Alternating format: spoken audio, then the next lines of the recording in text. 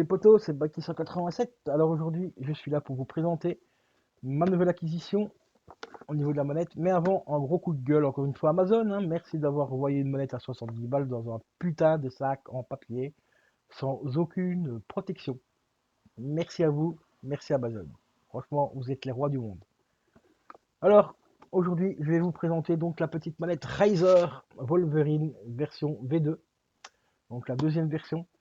Manette qui était vendue quand même assez cher à l'époque, hein, qui était vendue dans les 125-130 balles.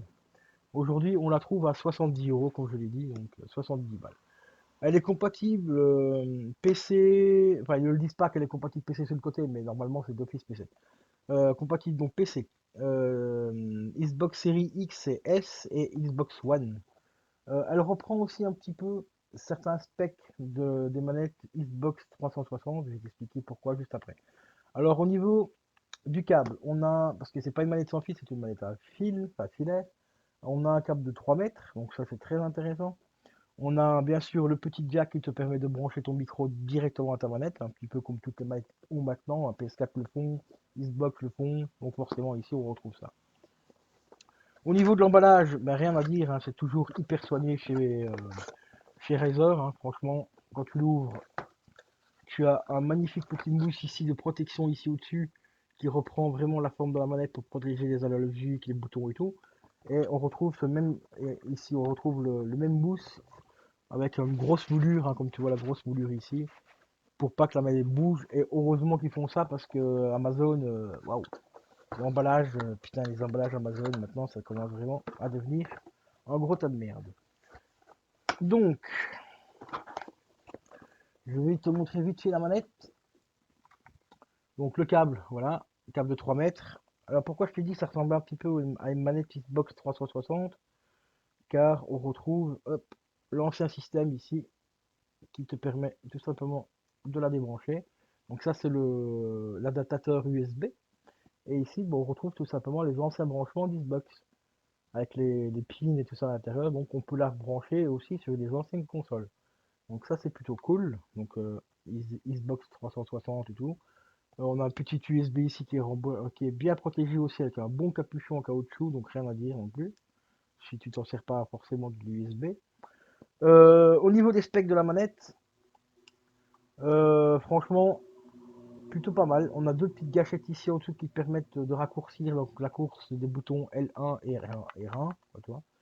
On a deux touches macro ici au-dessus, donc M1 qui correspond du côté droit et on a M2, non, M1 ici qui correspond pour les boutons donc les boutons du dessus, donc gauche, et le M2 qui correspond au bouton de la droite. Après, tu peux mettre ce que tu veux dessus, hein. Tu peux mettre par exemple les grenades, par exemple, à la place, ou par exemple ton cut, hein, le couteau, par exemple, si tu joues à Call of. Et si tu joues à Fortnite, bah, tu peux soit te mettre le tir ici, ou alors le garder sur les touches ici. Enfin, tu as deux touches programmables, tout simplement, deux petites touches macro. Au niveau de la prise en main, il n'y a rien à dire, hein. Franchement, on a un putain de caoutchouc antidérapant qui fait le taf. Bon, au niveau de la qualité, ça n'a pas l'air d'être un caoutchouc super top qualité, donc on verra bien dans le temps. Au niveau des analogiques, bah ça va, hein, il faut le job, hein, il n'y a rien à dire.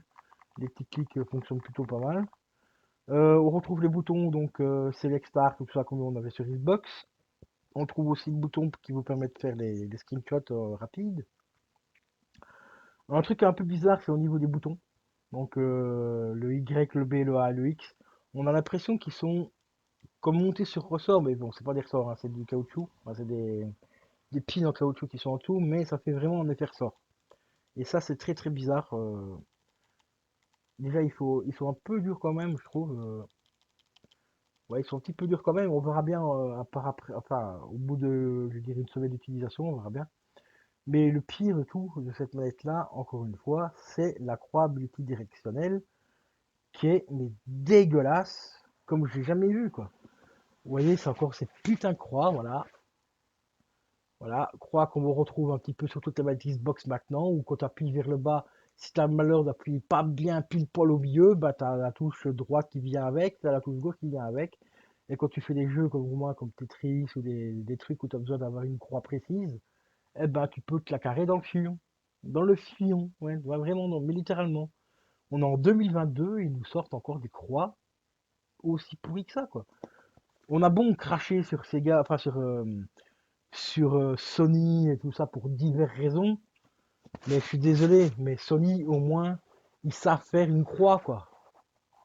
Voilà, ils savent faire une croix. C'est une croix, pourtant c'est le même principe, hein, la croix ici en dessous, elle est attachée ensemble, hein. Tout est attaché ensemble. Mais au niveau de la coque, eh ben, ça fait comme si les croix étaient séparées. Et pourtant, quand tu appuies dessus, tu as toute la croix qui bouge, hein. Mais tu ne peux pas appuyer sur les autres touches, enfin faire intervenir les autres touches sur les côtés, même si tu appuies comme ça, vraiment au bord ici, parce que la coque de la manette en elle-même empêche que ça arrive. Pourquoi est-ce que Razer, pourquoi est-ce que Xbox ne font pas ce système-là? Putain, ça coûte pas plus cher, bordel de merde. Tu payes cette manette 70 balles. À la sortie, tu l'as payé 130 balles, t'avais la même croix, putain. Mais c'est quand même hallucinant de. Et ça me rappelle un mec qui me dit ouais, mais maintenant on joue plus à la croix directionnelle, on joue qu'à l'analogique. D'accord, d'accord. Donc quand tu joues à Street Fighter, par exemple, tu joues avec l'analogique. Tu joues à Tekken, tu joues à l'analogique. Ouais, bah je suis curieux dans ton gameplay, hein. Donc voilà, donc je sais pas. On verra bien, je vais faire des tests hein, sur Tetris et tout ça, et si cette croix me casse vraiment trop les couilles, ben ça sera retour dans sa boîte, retour dans les petits papiers en papier de merde Amazon, et retour chez Amazon et remboursé parce que j'en ai franchement plein le cul. Comment est-ce qu'on peut encore sortir des croix de cette merde-là? Ça te sort des manettes avec des touches programmables et tout, mais c'est même pas foutu de faire une croix correcte, quoi.